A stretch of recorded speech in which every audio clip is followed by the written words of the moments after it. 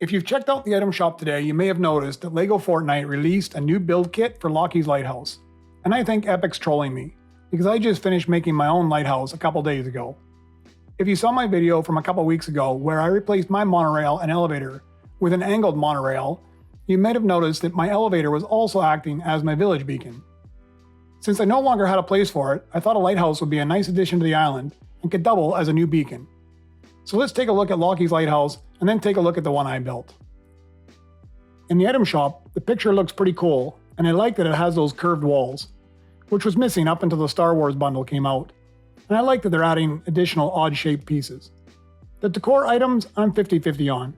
I like having more carpets, wall hangings, and ornaments, but the furniture is not that much different than other items already available.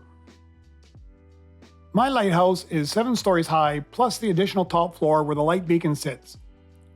Since we're not able to build round structures in LEGO Fortnite yet, I used a Minecraft circle generator to determine how large to make the base, so I'd be able to construct a spiral staircase in the center.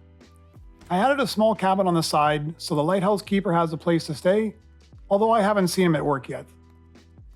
I could have used a conventional staircase, but I'd have to make the diameter much larger, so I went with a spiral staircase, which takes up almost all the space inside. At the bottom, there's a little room on each side, but by the time it reaches the top, it's touching the walls. The spiral staircase is fairly easy to build, but since it's so tight, you can get a little dizzy by the time you reach the top. For the light beacon, I flipped the ceiling upside down to have the lights opposing each other. I like how it looks, but it doesn't provide any more than a light glow when you're close to the lighthouse. The wall construction is made up of single corner pillars that look blocky when you're close, but don't look too bad from a distance. I tried using larger pieces, but it made the walls look squared off rather than the circular look I was going for. Now let's build the Lockie's Lighthouse next to mine. I'll try to set the base at the same elevation as mine so we can compare them. Since it's a prefab and the construction of the bottom 5 levels is identical to each other, the build is pretty quick to complete. I like these round floor pieces, and I can see myself using them in a lot of other builds. The spiral staircase will be awesome. So many places this can be used outside of the lighthouse. The curved walls will also come in useful on other builds, but only having red and white may be a little bit limiting. In the future, it would be great if Epic added a color or a theme changing option to the items. I already feel like I'm scrolling for 5 minutes to get to the bottom of the wall section. It would be helpful to have an option where you could select the wall size and then pick a theme. Then you'd have fewer items in the menu, but multiple themes available for each item of the same size. Another nice thing about this build is how much room there is in the interior compared to my lighthouse, because it's slightly larger diameter and stays consistent the whole way up. That, along with a staircase on the outside, it leaves a lot of space for furnishing and storage. With each floor being identical, you can also extend the lighthouse higher if you want. It's up to you how high you want to go.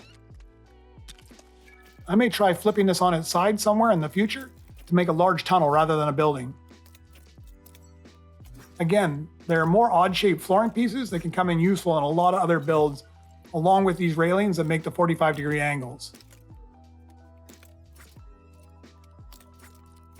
I really like these large curved window openings at the top. You could use these for all sorts of turrets or large panoramic windows.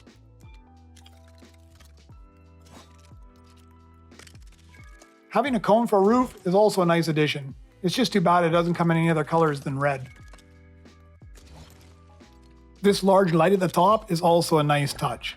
When traveling away from the village, you can see it for a long way, but it takes a little longer to show up when you're approaching your village and things are still spawning in. But it's still much brighter than any of the other lights that have been provided so far.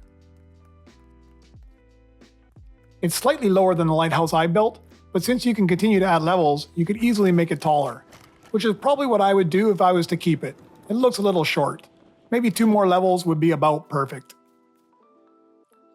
I added a backpack to Lockie's Lighthouse to make it into a beacon, and placed a few lights on the inside so you can compare the two at night. I like how Lockie's Lighthouse has that red glow from the top rather than the bright white.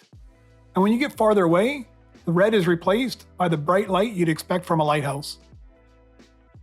My overall opinion of Lockie's Lighthouse is that there's enough unique pieces in the kit to make it worthwhile, even if it is limited to just red and white. The curved and angled flooring pieces, the large windows, and the spiral staircase, along with some of the furnishings, will come in useful, and I can see myself using them fairly regularly. I did record the build of my lighthouse, so I'll probably put a video out on that shortly in case anyone is interested in how I built it. I like my lighthouse and I'll keep it in my village, although I may augment it with some of the items from Lockie's lighthouse. Thanks for taking the time to watch my video. I hope you found it helpful, and have fun building.